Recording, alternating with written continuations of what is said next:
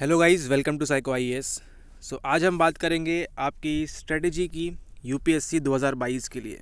आप सभी को मालूम है कि 5 महीने बाद आपका एग्ज़ाम आने वाला है प्रीलिम्स का। उसके पहले पहले आपको साइकोलॉजी ऑप्शनल कैसे कंप्लीट करना है वो बताएंगे आपको इस वीडियो में, तो वीडियो के साथ बने रहें। ठीक है, चलिए स्टार्ट करते हैं। सबसे पहले हम ये मान लेते हैं कि आज 15 दिसंबर से अगर हम ये काउंट करते हैं तो हमारे पास लगभग 165 टू 170 डेज़ बचे हैं। सिर्फ इतने ही दिन बाकी है हमारे पास। हम इसमें हमको क्या करना है, हमारी साइकोलॉजी की प्रिपरेशन करना है, साथ ही साथ हमारी प्रीलिम्स की प्रिपरेशन भी करना है इन 165 डेज़ में।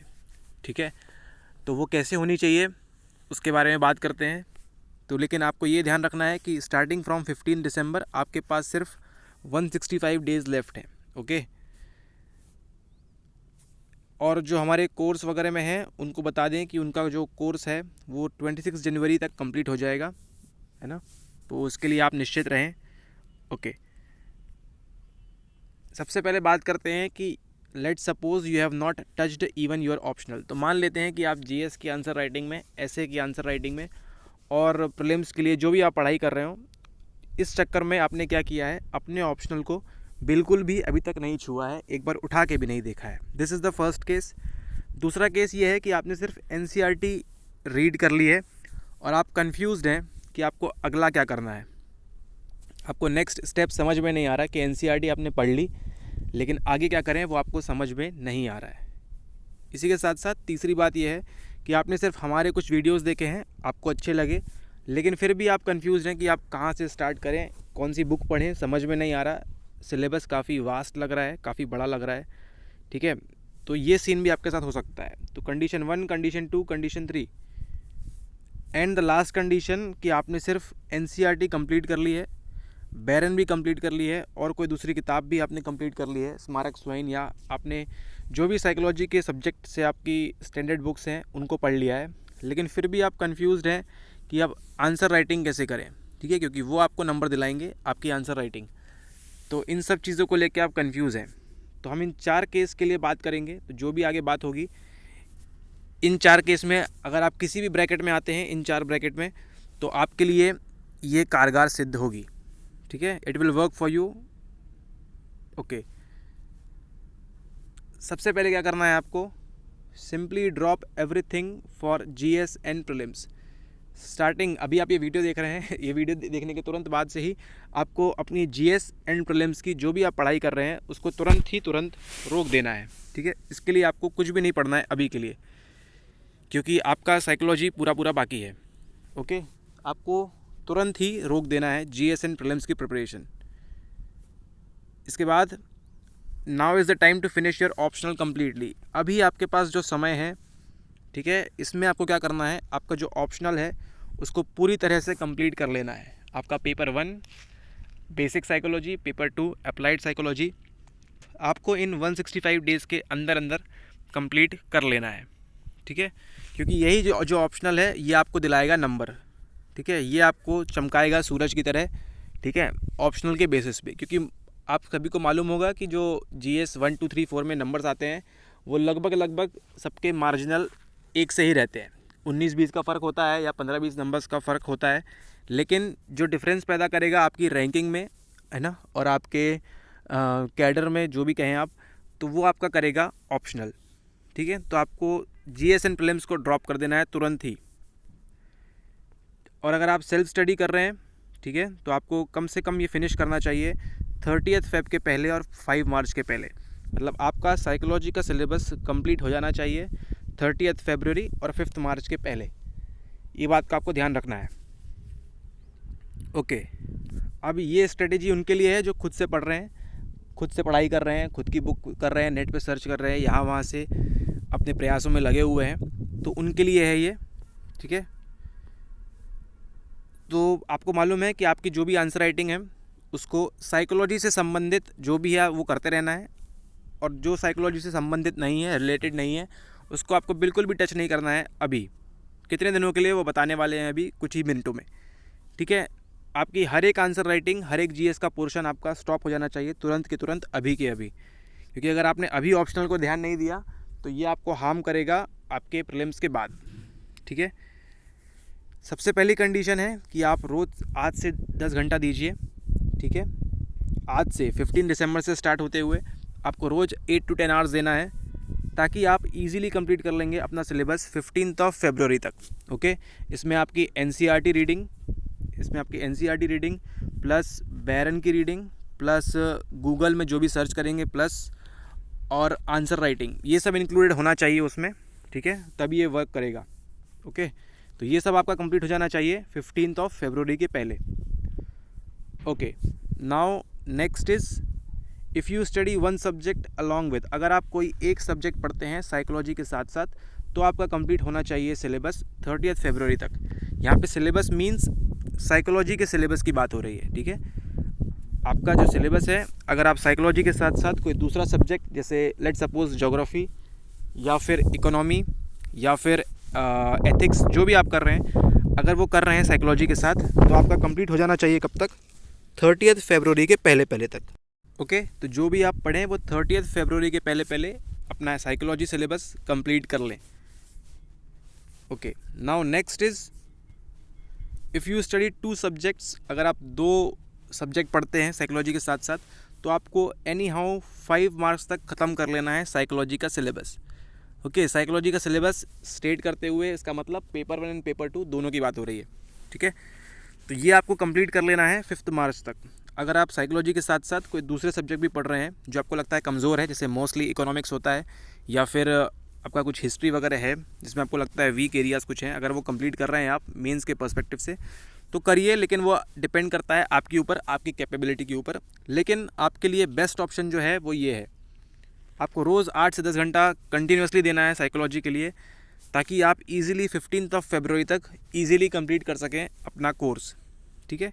ये आपके लिए सबसे स्टार वाला पॉइंट है। ओके, इसको पकड़ के चलेंगे तो आपका साइकोलॉजी का कोर्स जो है, सिलेबस जो है, वो इजीली कंप्लीट हो जाएगा। The next is things to be completed before prelims 2022। तो आपके एग्ज़ाम डेट के पहले 2022 के पहले क्या क्या चीज़ें कंप्लीट हो जानी चाहिए आपकी, वो देखते हैं। Go through the whole syllabus at least once, ठीक है, कम से कम एक बार आपको आपका जो सिलेबस है उससे एक बार गो थ्रू होना है, कौन कौन से टॉपिक्स हैं, क्या क्या उसमें पढ़ाया गया है, क्या क्या पूछा गया है, ठीक है, वो सब से आपको रूबरू होना है, उन सब से आपको हाई हेलो करना है कि क्या क्या पूछा जाने वाला है। Okay, next is focus on paper 1। आपको ध्यान किस पे देना है? पेपर 1 पे ध्यान देना है, क्योंकि आप you can't write on your own without memorising facts. तो पेपर 1 में बहुत सारे ऐसी थ्योरीज़ हैं, फैक्ट्स हैं और निमोनिक्स हैं और कई सारी चीज़ें हैं पेपर 1 में जो आप बिना याद करे, ठीक है, उनको आपको लिटरली रटना पड़ेगा, उसको दिमाग में अच्छी गंदी तरह से स्टोर करना पड़ेगा ताकि आप उसको कभी ना भूलें, ठीक है। पेपर 1 के 14 टॉपिक के बारे में आपको अच्छे से अच्छी बहुत बढ़िया नॉलेज होनी चाहिए, कि जैसे किसी ने टॉपिक बोला कि मोटिवेशन के बारे में बताइए, तो आपको धड़ाधड़ बोलना स्टार्ट कर देना है, ठीक है। या आपने कुछ बोला लर्निंग के बारे में, कौन कौन सी थ्योरीज़ हैं, पियागेट की या कॉग्निटिव थ्योरी कौन सी है, तो वो सब आपको फटाफट बोल देना चाहिए, क्योंकि ये सब आपसे एग्जाम में पूछा जाएगा। तो पेपर 1 पे आपको मेन फोकस रखना है अपना, कि पेपर 1 में ऐसा कोई भी टॉपिक ना हो जो आपसे ना बने, राइट। ओके, क्योंकि बिकॉज जो पेपर 2 है वो अप्लाइड साइकोलॉजी है, राइट, वो डे टू डे लाइफ में जो हम करते हैं साइकोलॉजी की मदद से, उसके बारे में पूछा जाएगा। तो उसमें अगर आप थोड़ा सा लूज़ भी करते हैं तो कोई दिक्कत नहीं, बट मेन फोकस आपका होना चाहिए पेपर 1 में, ताकि आपके लिए पेपर 2 क्या हो, ईजी हो जाए, ठीक है, केक वॉक हो जाए पेपर 2 आपके लिए। ये आपको कंप्लीट कर लेना है। ओके, देन स्टार्टिंग कहाँ से करनी है आपको? कंप्लीट एनसीईआरटी पहले कंप्लीट करनी है, उसके बाद आपको स्टैंडर्ड बुक्स में जाना है, ठीक है। बिना एनसीईआरटी के आप स्टैंडर्ड बुक्स में जाएंगे तो कोई मतलब नहीं है, आपका टाइम वेस्ट होगा। तो एनसीईआरटी पहले कंप्लीट करें और फिर स्टैंडर्ड बुक्स में जाएं। उसके बाद गूगल वगैरह जो भी कर रहे हैं आप खुद से वो करें। Then you can refer standard books, but before that, लेकिन स्टैंडर्ड बुक्स रेफ़र करने से पहले आपको क्या स्टार्ट कर देनी है? आंसर राइटिंग स्टार्ट कर देनी है। जैसे ही आपने कोई भी टॉपिक पढ़ा या कुछ भी आपने एनसीईआरटी कंप्लीट करी 11th 12th की, आपको लिटरली आंसर राइटिंग स्टार्ट कर देनी है, क्योंकि जब तक आप गलत नहीं लिखेंगे तो आप सुधार नहीं कर पाएंगे उसमें, ठीक है। आपको मालूम होना चाहिए आपने पहले दिन क्या गलती की थी, और आपका जो सिलेबस ख़त्म होते होते 30वें दिन 60वें दिन जब भी ख़त्म करें आप, तो आपने उसमें कितना सुधार किया है, ठीक है। तो ये बात का ध्यान रखें, आंसर राइटिंग मस्ट है करना। अगर आप आंसर राइटिंग नहीं कर रहे हैं पढ़ाई करने के बाद, तो you are in danger. Okay, और अगर कुछ दिक्कत है तो आप हमारा जो आंसर राइटिंग का कोर्स है उसको ज्वाइन कर सकते हैं, है ना। वो subject to market risk, okay, वो आपके ऊपर छोड़ दिया है। अगर आपको करना है तो करिए, वरना खुद से भी कर सकते हैं, नो प्रॉब्लम। ओके, तो आपको पेपर 1 जो है 30 जनवरी तक फिनिश कर देना है। Okay, paper 1 should be finished by 30 January starting today. क्या ये हो सकता है? यस, इजीली हो सकता है। आपको क्या करना है, बाकी सारी चीज़ें क्या करनी है, आपको क्रॉस कर देनी है। बाकी सारी चीज़ें जो हैं आपको छोड़ देनी है लिटरली। आपको 30 जनवरी तक सिर्फ पेपर 1 के बारे में पढ़ना है, कंटिन्यूसली पढ़ना है पेपर 1 के बारे में।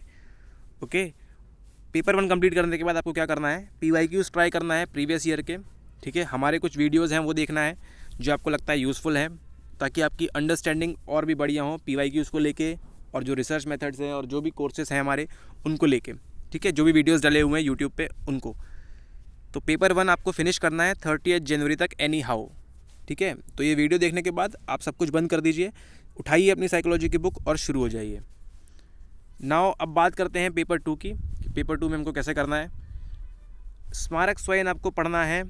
ठीक है, और उसमें जो भी फैक्ट और डायग्राम दिए हुए हैं उनको रट लो, याद कर लो, जैसा भी करना है, नोट्स बना लो। ठीक है, क्योंकि ये बहुत काम आएंगे आपको आगे आपके प्रीलिम्स क्लियर करने के बाद। तो स्मारक स्वयं आपको पढ़ना है कम से कम 2 बार 3 बार। ठीक है, सिंपली ये एप्लीकेशन का पेपर है, इसमें आपको कुछ भी अलग से याद नहीं करना है। आपको जो डेली लाइफ में आपका चल रहा है, ठीक है, डेली लाइफ में जो भी होता है एप्लीकेशन साइकोलॉजी का, बस आपसे वो पूछा जाएगा। तो उसके लिए डरने की कोई बात नहीं है, आराम से हो जाएगा। बस मेन फोकस आपका होना चाहिए कहाँ पे, पेपर 1 पे। ठीक है, और घबराने की कोई बात भी नहीं है। अगर आप पेपर 1, ठीक है, में ज़्यादा टाइम ले लेते हैं और आपका मान लीजिए किसी कारण से पेपर 2 छूट जाता है, तो कोई दिक्कत की बात नहीं है, आप उसको ईजिली कवर कर सकते हैं आपके प्रीलिम्स के बाद। राइट, मान लीजिए आप 5 तारीख को पेपर दे के आए, आपको लग रहा है कि मोस्ट प्रोबेबली 80 to 85% आपका हो जाएगा, या maybe case to case 100% आपका हो जाएगा। तो उसके बाद क्या करना है आपको, नेक्स्ट 5 to 10 डेज़ कम्प्लीटली स्मारक स्वयं में लगा दीजिएगा। ठीक है, बट ये आगे की बात है, अभी के लिए आप ट्राई करें कि स्मारक स्वयं भी आप पढ़ सकें। ठीक है, ओके, ठीक है, ताकि आपके पास क्या हो, क्वेश्चंस प्रैक्टिस करने का टाइम हो आपके पास, PYQs भी पेपर 2 के जो हम करेंगे प्रीलिम्स के बाद। ओके, तो ये सब आपको ध्यान देना है। आफ्टर 30 जनवरी, 30 जनवरी के बाद, है ना, आपके पास 1 महीना कम्प्लीटली बच रहा है पेपर 2 के लिए। तो it is more than enough, 1 महीना बहुत ज़्यादा हो गया है पेपर 2 के लिए, सिंपली एप्लीकेशन है, तो वो आप कर सकते हैं। और इसी के साथ साथ 1 महीने में 30 जनवरी के बाद आपको क्या करना है, जो आपका करंट अफेयर्स है, जो आपका दिसंबर मंथ में छूट गया, क्यों, क्योंकि हम साइकोलॉजी कंप्लीट कर रहे थे, है ना, तो साइकोलॉजी का दिसंबर का एंड जनवरी का जो करंट अफेयर छूट गया आपका, उसको आप कर सकते हैं कवर पेपर 2 के साथ साथ। ओके, लेकिन आपकी जो डेडलाइन है, टाइमलाइन है, वो है 5 मार्च। ओके, 5 मार्च के बाद आपको कोई भी सिंगल टॉपिक नहीं पढ़ना है आपके ऑप्शनल के लिए, क्योंकि हमने पुराने वीडियो में बताया है कि हमारा जो ऑप्शनल है प्लस हमारा जो प्रीलिम्स है, इन दोनों के बीच कोई भी संबंध नहीं है। ओके, इन दोनों के बीच कोई भी रिलेशन नहीं है। तो 5 मार्च के बाद आपको कुछ भी नहीं पढ़ना है साइकोलॉजी सिलेबस का। Okay, so 5 March is the deadline. 5 मार्च तक आप साइकोलॉजी में पेपर 1 पेपर 2 जितना पढ़ सकते हैं पूरी मेहनत लगा दीजिए, अपना सब कुछ झोंक दीजिए और पढ़ाई स्टार्ट करिए। 5 मार्च के पहले जितना आपने कंप्लीट कर लिया उतना वेल एंड गुड, जो बच गया वो हम देखेंगे प्रीलिम्स के बाद। लेकिन 5 मार्च आपकी डेडलाइन होनी चाहिए, ताकि आप साइकोलॉजी का सिलेबस ईजिली कंप्लीट कर लें और आपके पास मार्च के बाद अप्रैल मई, ओके, मार्च भी पूरा बच रहा है, मार्च अप्रैल मई, ये 3 महीने में आप प्रीलिम्स के लिए अच्छे से प्रिपेयर कर सकें और क्लियर करें, और फिर उसके बाद अपने साइकोलॉजी की प्रिपरेशन फिर से स्टार्ट करें। ओके, तो 5 मार्च के बाद आपको कुछ भी नहीं देखना है, 3 महीने कम्प्लीटली आपको दे देना है किसको, आपके प्रीलिम्स को। ओके, और जो हमारे कोर्स वगैरह में हैं और जो एग्ज़ामिनेशन दे रहे हैं 2022 का, ठीक है, उनको जल्दी कांटेक्ट किया जाएगा, और आपका जो सिलेबस है 26 जनवरी के पहले पहले कंप्लीट हो जाएगा। ओके, रिगार्डिंग एनी डाउट्स और आंसर राइटिंग तो आप कर ही रहे हैं, इसी के साथ साथ जो भी बच रहा है एक्स्ट्रा टॉपिक्स वगैरह जो भी आपको एज करना है, 26 जनवरी इज़ द डेडलाइन, इसके पहले पहले आपका कंप्लीट हो जाएगा ईजिली। ठीक है, और फिर जो बचेगा हमारा उसको हम धीरे धीरे कंप्लीट करेंगे, but it will not take more time. तो जो हमारे कोर्स में है उनको 26 जनवरी तक साइकोलॉजी पढ़ना है, उसके बाद आप टाटा बाय बाय कह सकते हैं, ठीक है। और अपनी प्रीलिम्स के लिए या फिर जीएस के लिए आपको एम्पल टाइम मिल जाएगा। लेकिन 26 जनवरी तक आपको दिन रात क्या पढ़ना है, ओनली साइकोलॉजी। ओके। और क्या ये अकेले किया जा सकता है? Yes, it can be done alone and easily manageable. आप कर सकते हैं ये, इसमें कोई दिक्कत वाली बात नहीं है, ठीक है। लेकिन अगर आपको लगता है कि कुछ आपको गाइडेंस की ज़रूरत है या स्टडी रूटीन्स चाहिए आपको साइकोलॉजी ऑप्शनल के लिए, ताकि आप टाइम पे कंप्लीट कर सकें, ठीक है। आप जस्ट सोचिए, कोई लड़का या लड़की 26 जनवरी को साइकोलॉजी कंप्लीट कर जा रहे हैं और कोई लड़का और लड़की 5 मार्च या 30 फरवरी को कंप्लीट कर जा रहे हैं, राइट। तो there will be a difference of time. उन्होंने लगभग 1 महीना पहले आपसे कंप्लीट कर लिया है, राइट। तो और जब वो रिवीजन करेंगे तो वो आपसे थोड़ा सा हल्का सा आगे होंगे। तो इस बात का ध्यान में रखते हुए आपको अगर कुछ भी कोर्स वगैरह ज्वाइन करना है तो हमारे व्हाट्सएप नंबर पे मैसेज कर सकते हैं, ठीक है। या कोई भी गाइडेंस चाहिए आपको, स्टडी रूटीन कुछ भी चाहिए, तो उसके लिए आप बात कर सकते हैं, ठीक है। क्योंकि एक बार कोर्स ज्वाइन करने के बाद आपका जो पेपर को लेके पर्सपेक्टिव है, आपका जो परसेप्शन है, जो हम पढ़ते हैं साइकोलॉजी में, वो कम्प्लीटली चेंज हो जाएगा। और आप यूपीएससी के पेपर्स को आपको थोड़ा सा ईजी लगना लगेंगे कि उसमें क्या पूछा जा रहा है, हमको क्या लिखना है, उस हिसाब से। तो आप देखिए जैसा भी करना है, but it can be done alone. आप सेल्फ स्टडी कर रहे हैं, वेरी गुड, अच्छी बात है। उससे भी हो सकता है, लेकिन थोड़ा सा कॉम्पिटिटिव एज है यहाँ पे, ठीक है। इस बात का ध्यान रखें। Okay, so thanks for watching the video and all the BTS to you all. Okay, 안녕하세요, bye bye.